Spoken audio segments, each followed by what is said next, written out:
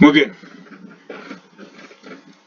voy a hablar de manera concreta sobre los procesos en materia laboral. Concreto porque en clases anteriores ya venía yo planteando asuntos referentes a los procesos en materia laboral. Tal como se ve, se indica que el proceso es un conjunto de actos unidos entre sí, desarrollados, ordenados de manera progresiva por las partes más el órgano judicial, con la finalidad de obtener una decisión que actualice el derecho positivo a un caso concreto. Justamente el derecho procesal es para que ese derecho sustantivo se convierta en realidad, tratándose ya de una demanda, la contestación y todo lo que va apareciendo en el transcurso de un proceso, y particularmente un proceso en materia laboral o de seguridad social. No olviden eso, o de seguridad social. Se dice entonces que hay una trilogía estructural integrada por el proceso, más la acción y la jurisdicción. Eso conforma la trilogía estructural. Se produce por consiguiente una batalla jurídica, con reglas claras reguladas por el ordenamiento jurídico, donde los actores juegan un papel protagónico, mientras que el operador jurídico está llamado a dar la solución. Eso ustedes ya lo saben desde hace varios semestres atrás. Ahora, el Código Procesal Laboral y de la Seguridad Social consagra 4 grandes grupos de procesos.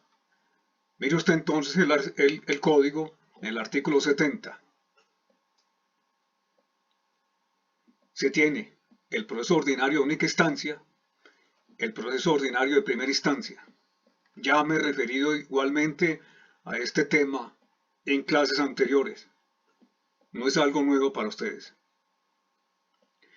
Están los procesos especiales, el ejecutivo, que va desde el artículo 100 al 111. Usted debe estar siempre atento a su código, se reitera. El de fuero sindical. En el de fuero sindical está lo pertinente para el permiso cuando el empleador lo solicita, tendiente a despedir a un trabajador. ¿Por qué? Porque ese trabajador goza de fuero sindical. Fuero sindical que se origina por ser fundador o fundadores del sindicato, por hacer parte de la junta directiva. Y aquí hay que indicar lo siguiente: esto es derecho laboral colectivo. Hay sindicatos que van creciendo en la medida que la empresa va creciendo, tratando de sindicatos de empresa o de base. Y ahí, perfectamente, la empresa tiene sucursales y conforme al número de trabajadores sindicalizados, pueden entonces tener una seccional del sindicato en aquella sucursal de la empresa. Esos otros que están en la seccional del sindicato y que hacen parte del mismo sindicato, nombran unas directivas seccionales.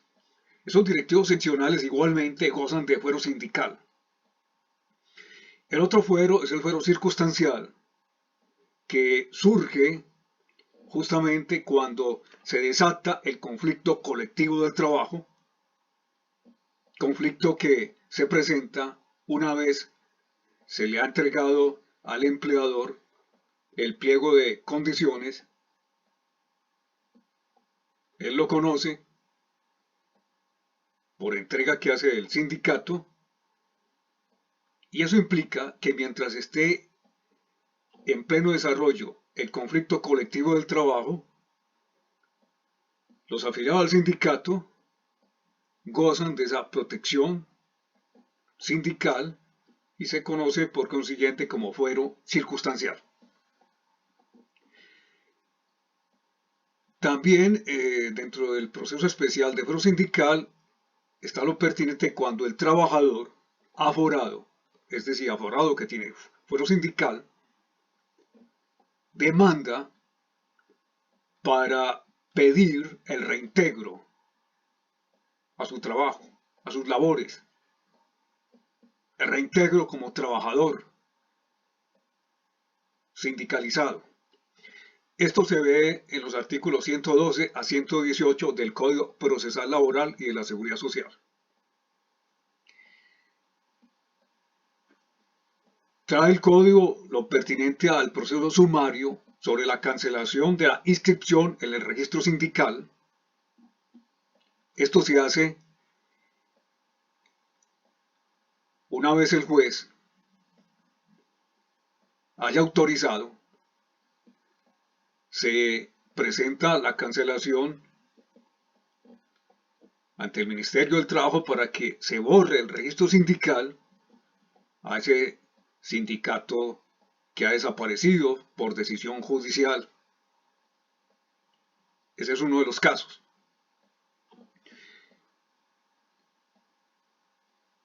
Igualmente, en lo pertinente a la disolución y liquidación de asociaciones profesionales y suspensión de la cancelación de personería jurídica. Mire esto, liquidación de asociaciones profesionales y suspensión y cancelación de la personería jurídica. Ese es otro proceso que hay que adelantar, tal como lo trae la Ley 50 de 1990, artículos 52, 56, 65, en concordancia con los artículos 380, 401, 450 del Código Sustantivo del Trabajo. Del Código Sustantivo del Trabajo, estos tres últimos artículos.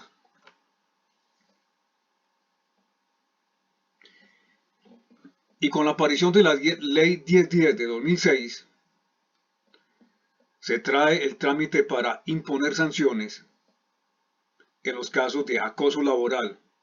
Así lo indica el artículo 13 de esta ley. Esos son los procesos, 4 procesos que trae el Código Procesal Laboral y de la Seguridad Social. Procesos en donde es la jurisdicción laboral la llamada a conocer de los asuntos que hacen parte de este tema litigioso. Frente al proceso ordinario, usted ya sabe esta situación, se lo han enseñado en otros momentos. Este proceso ordinario se presenta cuando no hay un trámite especial previsto en la ley. Nada nuevo para ustedes. Cuando no hay un trámite especial previsto en la ley. Antes de continuar, he anotado algo importante sobre este proceso ordinario que ya había mencionado en un momento anterior, incluso fue tema de una evaluación, que es lo que corresponde al artículo 85A, medida cautelar en el proceso ordinario. Y ahí anoto lo siguiente: realmente no es una medida cautelar, ya que no se consagra ningún ordenamiento sobre los bienes del demandado para garantizar la eventual condena. Además, si el demandado no presta caución, no hay forma de obligarlo para que lo haga. La única consecuencia es que, hasta tanto no la preste, no es oído. Es una especie de caución el pago de una futura demanda. Es una especie de caución el pago de una futura demanda.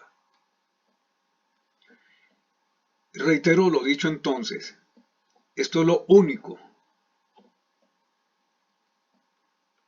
en materia de medidas cautelares con la salvedad que estoy haciendo, tratándose del proceso ordinario.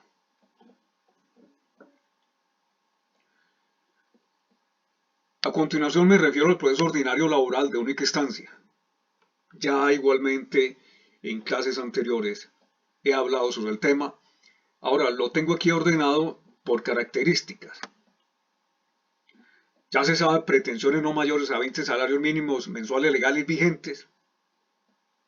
Y aquí vuelvo a indicar lo siguiente.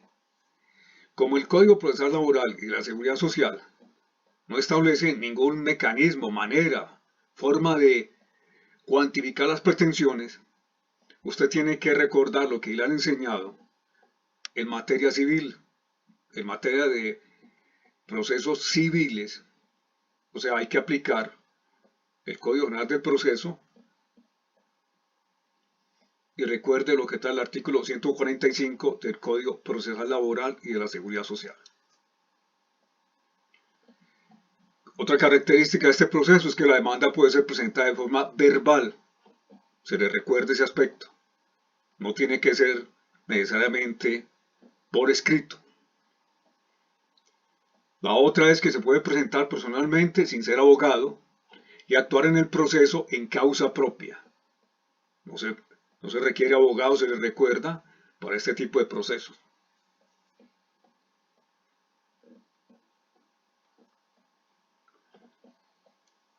Igualmente existe solo una audiencia que se denomina de conciliación, de decisión de excepciones previas, de saneamiento y fijación de litigio. Y después viene lo pertinente al trámite y juzgamiento. Esto ya lo he dicho en otros momentos, pero que no se le olvide qué es lo que pasa en esa audiencia. Se inicia con la etapa de la conciliación. Si hay excepciones previas planteadas en la demanda, el juez examina ese punto. Viene la parte siguiente, que es el saneamiento y fijación de litigio, y luego el trámite y juzgamiento. Esto lo había dicho en su momento, pero lo reitero acá, que pasa algo particular. La contestación de la demanda se lleva a cabo en audiencia pública y en forma verbal.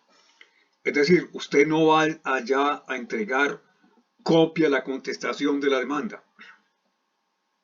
En la audiencia, en la única audiencia, verbalmente se contesta la demanda. Eso téngalo claro, verbalmente se contesta la demanda.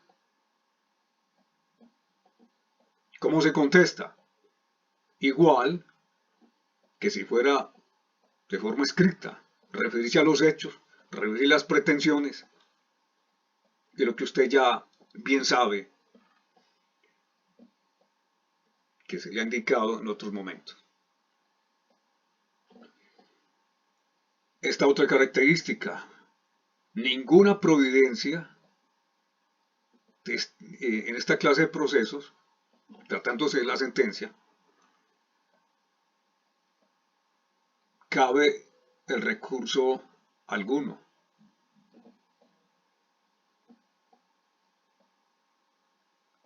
No cabe recurso alguno frente a la sentencia del juez, salvo que se trate del recurso de revisión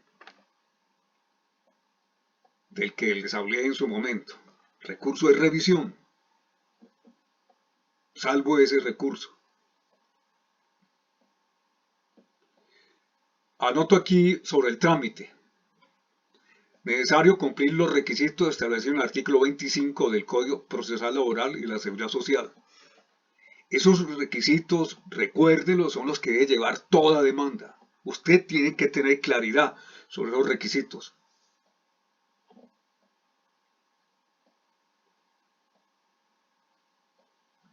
El juez, mirando si se cumplieron los requisitos o no, dispone a admitir la demanda. Si lo hace y se actúa a través de abogado, reconoce la personalidad al abogado o abogada. o autoriza si actúa a nombre propio. Ordena la notificación personal y el traslado de la demanda. Fija fecha y hora para la audiencia de conciliación, de excepciones previas, de saneamiento y fijación de litigio, y continúa con el trámite y juzgamiento. Notificado el demandado conforme a la ley, aquí entonces se recuerda que es obligatorio notificar al demandado personalmente. Y si eso no se logra, recuerde usted,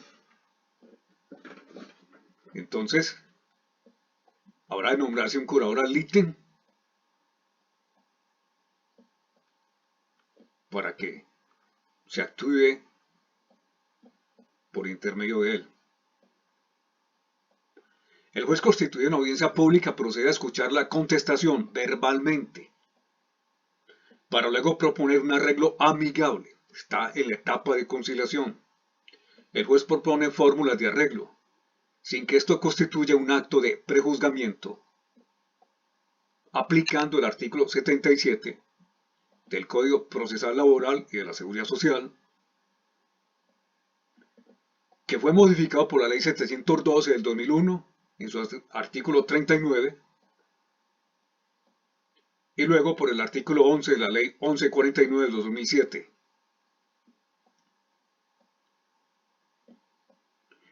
Recuerde usted, cuando yo hablaba de la conciliación, ¿qué es lo que hace el juez? Propone fórmulas de arreglo.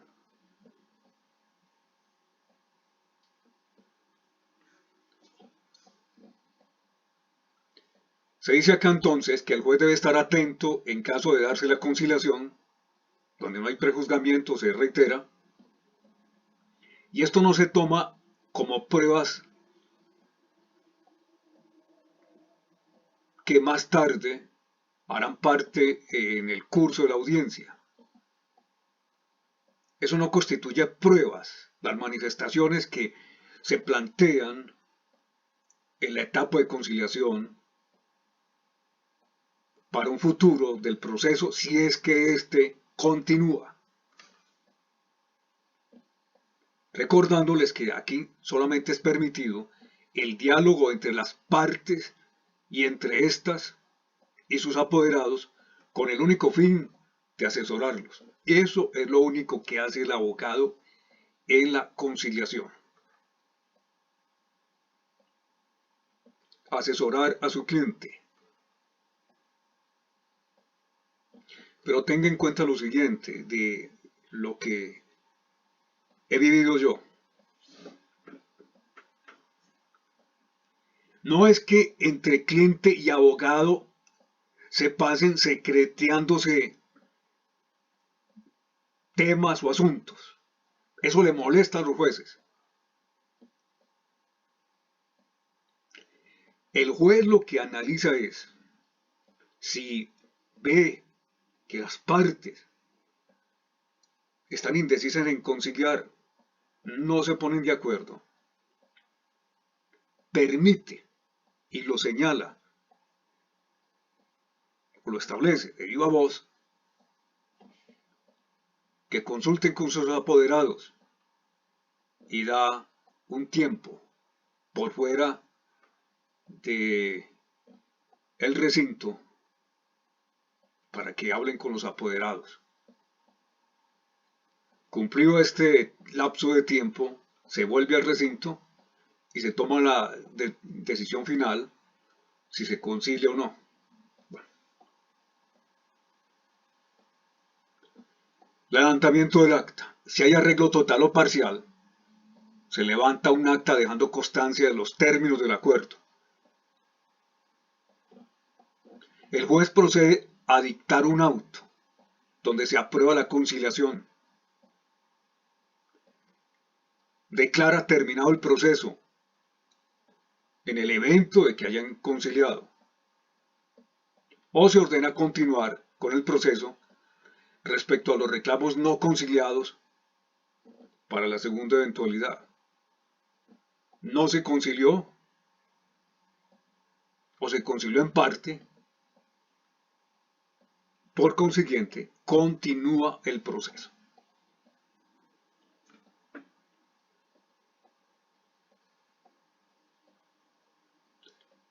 El acuerdo al que se llegue hace tránsito a cosa juzgada.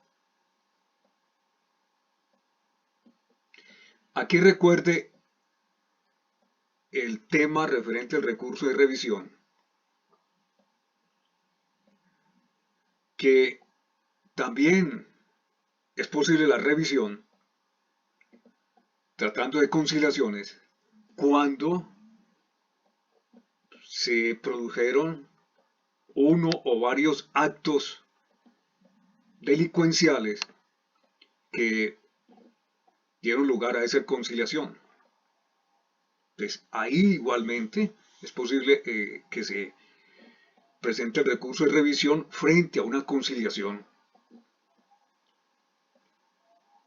por la situación que le manifestaba y que había dicho en otro momento pasado. Esto es importante. Si las partes no concurren a audiencia, el juez clausura la etapa conciliatoria con las siguientes consecuencias. Consecuencias. Si las partes no concurren a la audiencia. Tratándose del demandante, se presumen ciertos los hechos que se pueden probar mediante la confesión contenidos en el escrito de la contestación de la demanda y en las excepción o excepciones de mérito.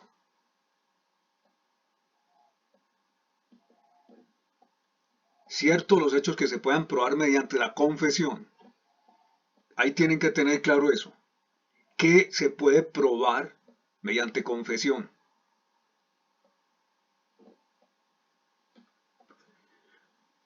Si se trata del demandado, se presumen ciertos los hechos que se pueden probar mediante la confesión en el escrito de la demanda. Se presumen cierto, una presunción.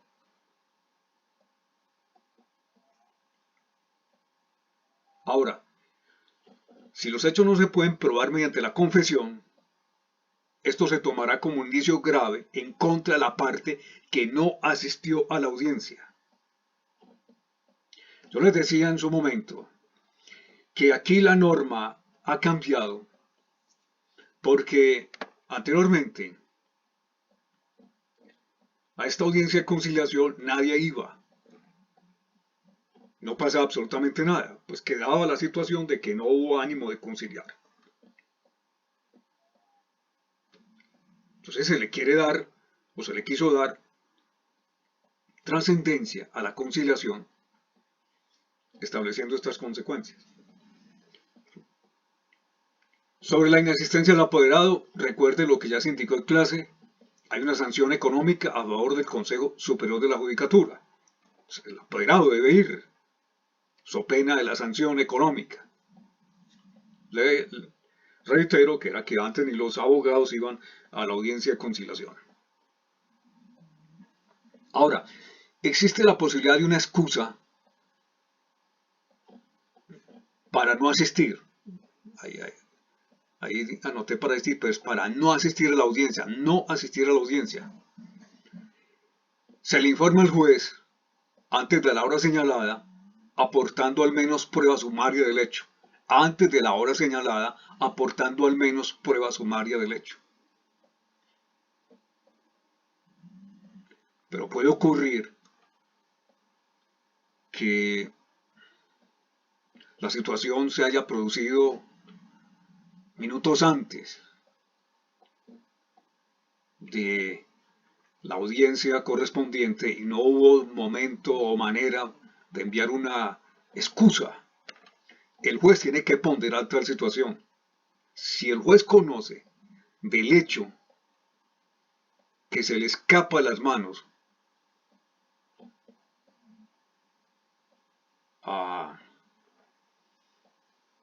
quien ha tenido el percance, el juez tiene que ponderar tal circunstancia para establecer si en verdad esto presta mérito como excusa para no asistir a la audiencia. La norma no lo establece, pero son situaciones que se presentan en la vida diaria. Ahora, si la situación es aceptada por el juez, fija fecha y hora para una nueva audiencia. Y es importante esto, no hay posibilidad de un nuevo aplazamiento. Lo hace conocer el juez mediante el correspondiente auto. Esto lo hace conocer el juez mediante el correspondiente auto, que fija fecha y hora para una nueva audiencia. Para una nueva audiencia. Ahora, si hay una segunda oportunidad, por razón de fuerza mayor, entonces una de las partes no pudo comparecer, en una segunda oportunidad vuelve y pasa lo mismo. La audiencia se celebra con el apoderado, entendiéndose que tiene facultades para conciliar, admitir hechos y desistir. Reitero, si hay una segunda oportunidad en la que se presenta que no se pudo asistir a la audiencia, esta se celebra con el apoderado. Ahora, si el apoderado no asiste, ya se sabe si le aplican las consecuencias procesales indicadas. Las consecuencias procesales indicadas. Más la multa a favor del Consejo Superior de la Judicatura y con la posibilidad de iniciarse un proceso disciplinario al abogado o abogada. Posibilidad de iniciarse un proceso disciplinario al abogado o abogada. Es una reiteración de que se le quiere dar a esto trascendencia, importancia, y que los abogados deben entender que no se puede estar faltando esta audiencia.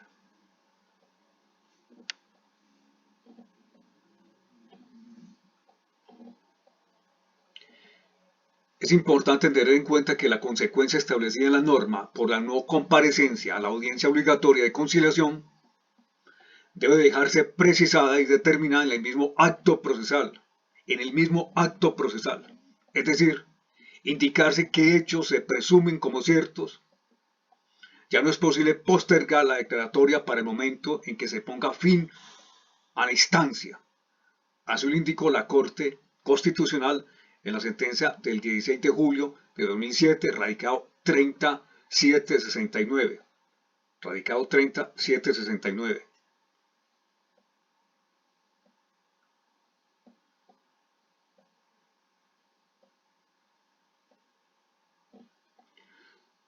Esto aquí estoy anotando a manera de algo a recordar. Que si no hay acuerdo conciliatorio o alguna de las partes no asiste, se termina esta etapa del proceso para luego continuar el mismo, decidiendo sobre las excepciones previas propuestas por la parte demandada.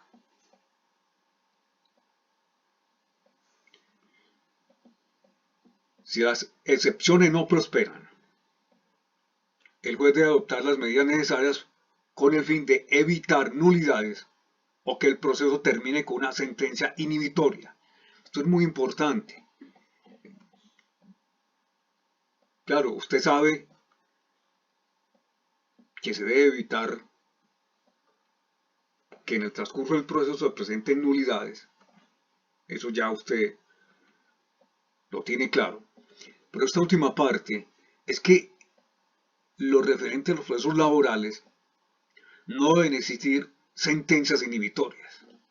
No deben existir sentencias inhibitorias. Si un trabajador va y presenta una demanda alegando que se le adeudan salarios, cesantías, primas, vacaciones y demás derechos laborales,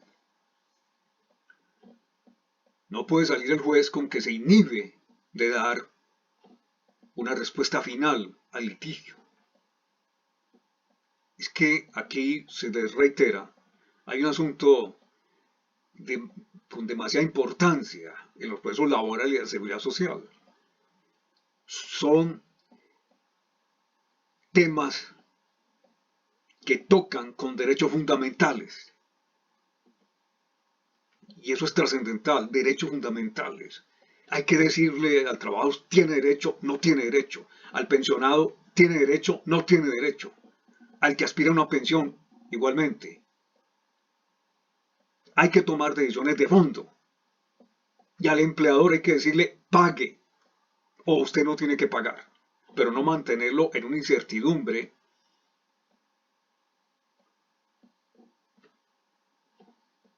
No mantener a las partes con la expectativa, el uno de que tenían que pagarme y el otro en verdad sí le tenía que pagar. El juez debe dar su sentencia, emitir su fallo,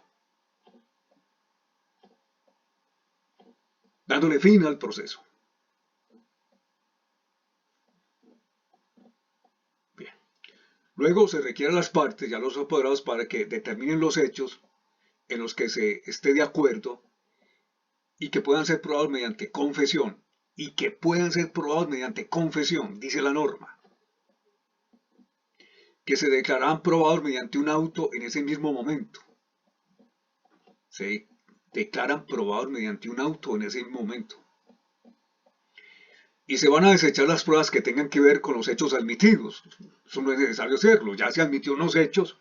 Entonces, ¿para qué insistir con un material probatorio frente a la admisión de esos hechos? Se continúa solicitando que aclaren y precisen las pretensiones de la demanda. Esto lo hace el juez. Y las excepciones de mérito, si él considera que no hay claridad sobre las posiciones. Si él considera que no hay claridad sobre las posiciones. Por eso el juez, director del proceso, si encuentra algunas dudas, algunos interrogantes, él tiene que clarificar qué es lo que está ocurriendo. Y le llama la atención a las partes sobre qué es lo que pretenden, cuál es su posición.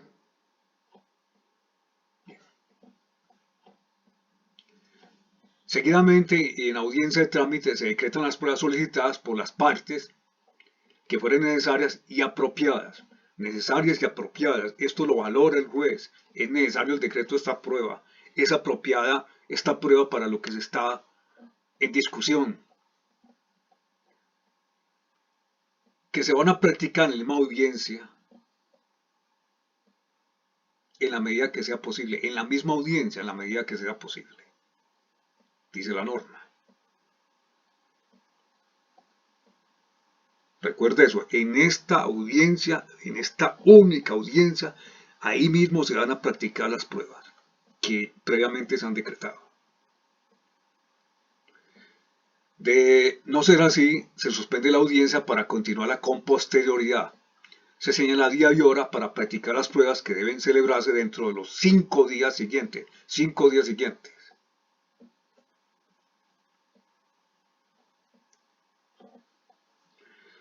Para la práctica de las pruebas, el juez ordena los comparendos necesarios y toma las determinaciones pertinentes y oportunas para la realización de estas pruebas. Comparendos necesarios. Eso ya queda es a criterio del juez. Si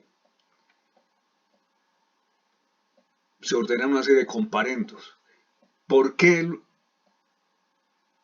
el juez hace esto? Porque recuerde usted que desde el presentar la demanda y su contestación, el juez tiene que estar atento al proceso. Ahora, lo que ocurre acá es que la contestación es en la misma audiencia. Entonces, tiene que ser un juez totalmente concentrado sobre el tema que está discutiendo.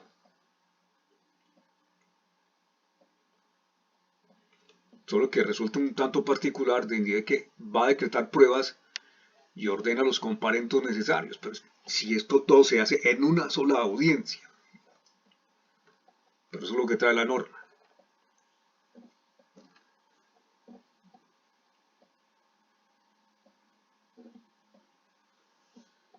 termina la etapa probatoria, le da el uso de la palabra a los apoderados para que presenten sus alegatos si lo quieren, si tienen alegatos que presentar.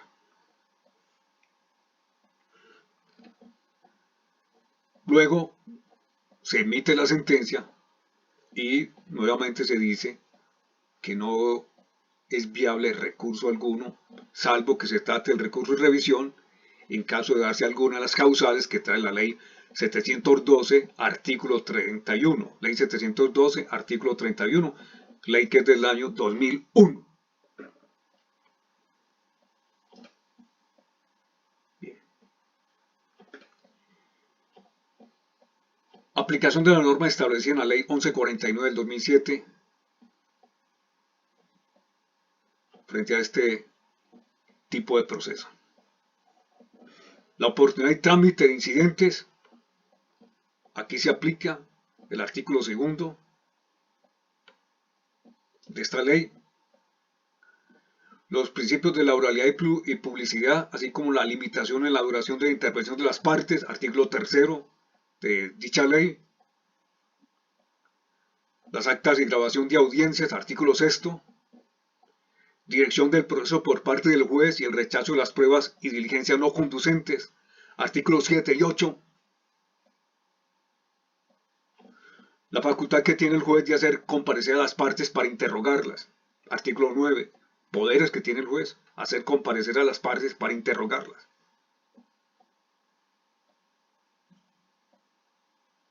A ver, esto es una cosa importante.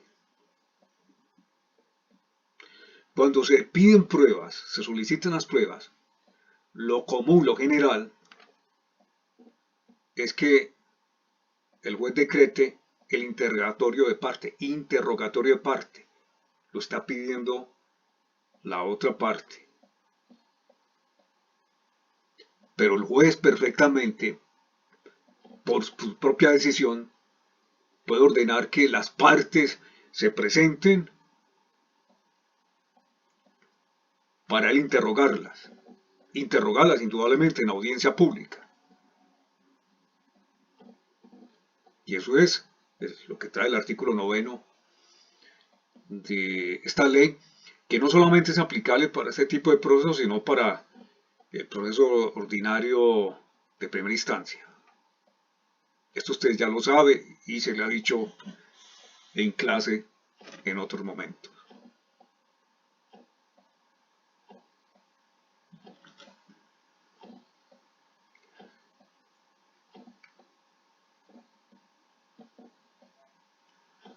Proceso ordinario laboral de primera instancia.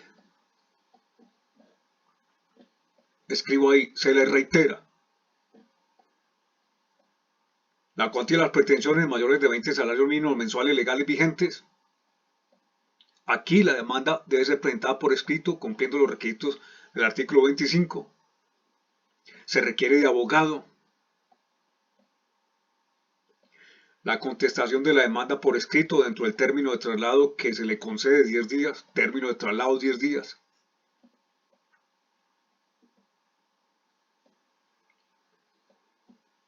Y conforme a la ley 1149 del 2007, artículo 4, no se pueden celebrar más de 2 audiencias. No se pueden celebrar más de 2 audiencias.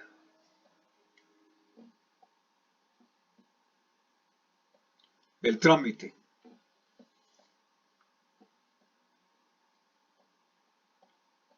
Dentro del término de traslado, el demandado puede contestar la demanda, no hacerlo. Es posible formular demanda de reconvención. Este hace por escrito, separado de la contestación, con los requisitos exigidos por la ley. Es una demanda, entonces cumplas el artículo 25 del Código. Por escrito separado de la contestación, téngalo presente. Si hay demanda de reconvención, se da traslado por el término de 3 días, artículo 76 del Código Procesal Laboral y de la Seguridad Social, y en adelante ambas demandas se tramitan por la misma cuerda. y se deciden en la misma sentencia. O sea, el juez, fíjese esto, va a decidir sobre ambas demandas, la que presentó el trabajador, la que presenta el empleador.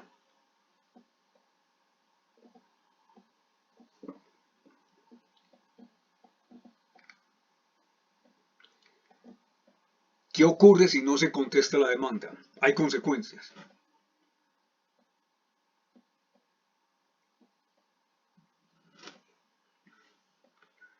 Esto se tomará como un indicio grave contra el demandado.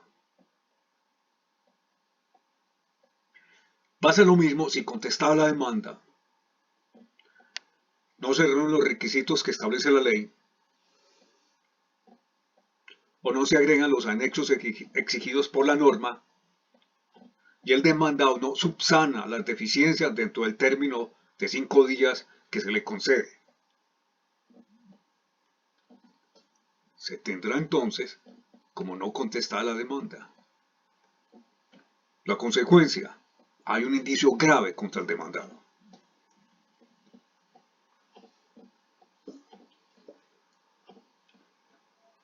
Sobre fecha y hora para la audiencia de conciliación. Contestar la demanda principal dentro de los términos y la de reconvención si la hay, o el vencimiento del término de traslado, el juez señala fecha y hora para realizar la audiencia pública obligatoria de conciliación. Eso ya lo sabe usted. Decisión de excepciones previas, saneamiento y fijación de litigio, e indica la norma indica que debe celebrarse a más tardar ante los 3 meses siguientes a la fecha de notificación del auto admisorio de la demanda. Ley 1149, artículo 11. Mira el término. Debe celebrarse a más tardar dentro de los 3 meses siguientes a la fecha de notificación del auto admisorio de la demanda. Entonces, el apoderado o apoderada tienen que tener en cuenta esa fecha. El juez indudablemente. Ahora, rara vez esta norma se ha cumplido. Ya ha indicado que los juzgados tendrán sus razones para no cumplir esta norma con tanta prontitud por el cúmulo de trabajo, dicen ellos, y por consiguiente rara vez esto se produce en los términos que trae la norma. Ahí señalo lo ocurrido en esta audiencia, ya se ha indicado en varias ocasiones, por tanto no se adiciona nada especial, como tampoco se manifiesta algo complementario frente a los hechos de no concurrir las partes o los apoderados. Las consecuencias son conocidas por todos, eso ya se ha mencionado anteriormente. Se conoce igualmente que finalizado esta etapa del proceso, el juez decreta las pruebas solicitadas por las partes que fueran necesarias y conducentes, teniendo el poder para rechazar las que considere inconducentes, señalando día y hora para la audiencia de trámite y juzgamiento. Establece la norma que debe celebrarse dentro de los 3 meses siguientes. En esta audiencia se practican todas las pruebas y se da la sentencia con la que se finaliza la instancia. Ya pasó la primera audiencia.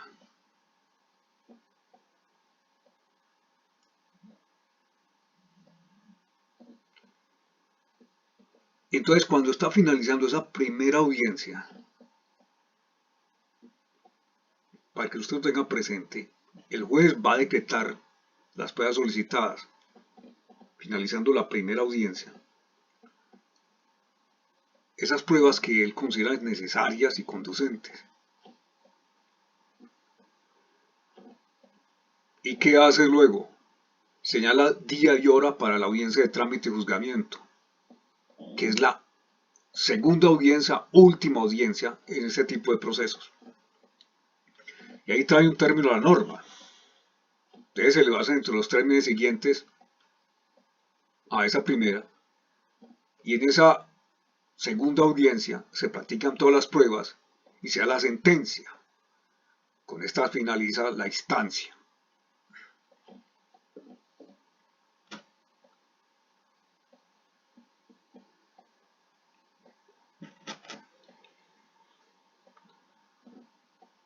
El señalamiento por la audiencia de trámite y juzgamiento se informa mediante un aviso que se coloca en la cartelera del juzgado en un lugar visible al día siguiente. En un lugar visible al día siguiente. Aquí nuevamente están los comparendos del juez para la práctica de pruebas, realiza los apremios legales y toma las medidas necesarias para que se lleven a cabo las pruebas que él decretó de manera oportuna. Y eso es vital, que el juez esté atento a que se practiquen las pruebas que él ha decretado. Eso es fundamental en todo proceso. La parte probatoria. Entonces él tiene que estar atento a que esto en verdad se cumpla cabalmente.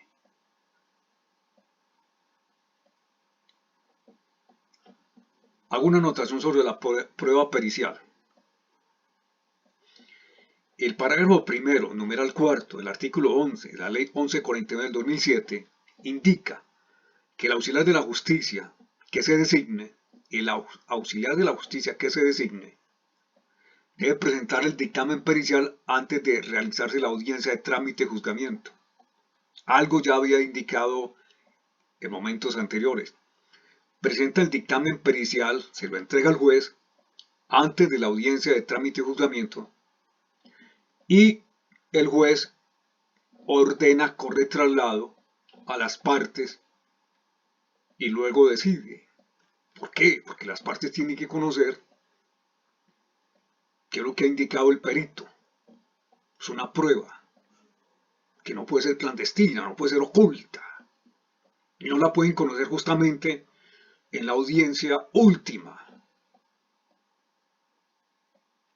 Se sigue diciendo. El juez debe en esta audiencia disponer que se dé lectura de viva voz a toda esta actuación que se dio por fuera de audiencia. De esta forma no se violenta el principio de la oralidad. Es decir, ese perito, de forma oral, da a conocer su experticio, con todo y que previamente lo ha dado por escrito, porque hay que darle cumplimiento al principio de la oralidad.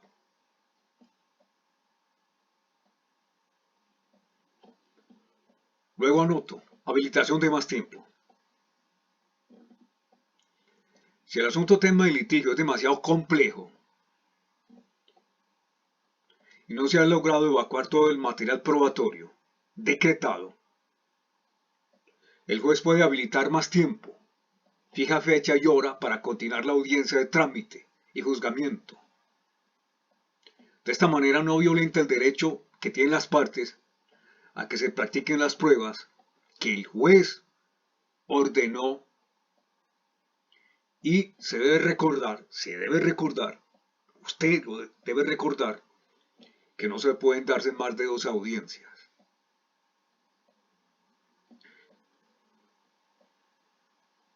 No vaya a confundir esto con la situación en donde se pensaría que hay una tercera audiencia. No, no es una tercera audiencia. Es la misma audiencia, pero como se indicó, el asunto es demasiado complejo, complicado. Y esas pruebas que él decretó no se han podido practicar. Puede habilitar más tiempo. Fija fecha y hora para continuar la audiencia de trámite y juzgamiento. Continuar. Entonces no se trata de otra audiencia.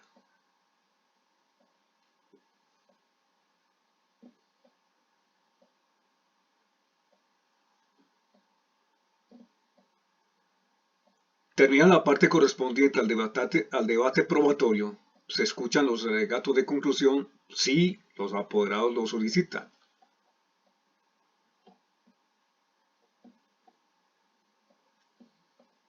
Enseguida el juez emite la sentencia en el mismo acto.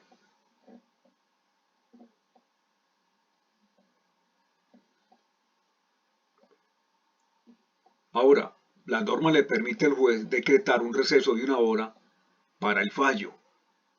Este fallo se notifica por estrado, recuerde eso, ya se les había dicho, se notifica por estrado. En caso de apelación, en ese mismo acto y mediante la sustentación oral, el juez enseguida concede o niega el recurso, tal como lo determina los artículos 10 y 12 de la ley 1149 del 2007.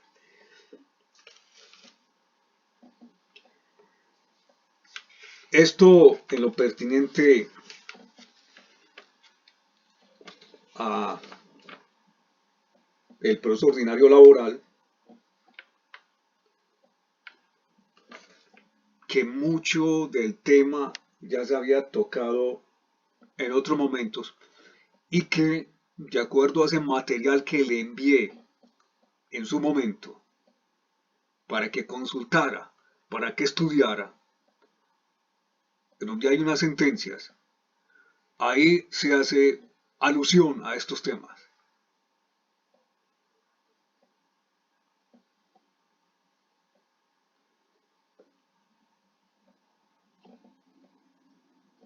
Bien, por el momento no hay nada más que indicar y tal como se menciona,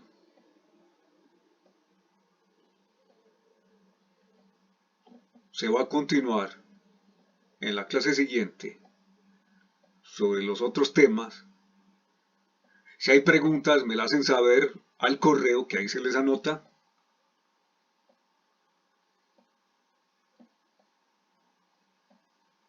Y en este instante doy por terminada la clase.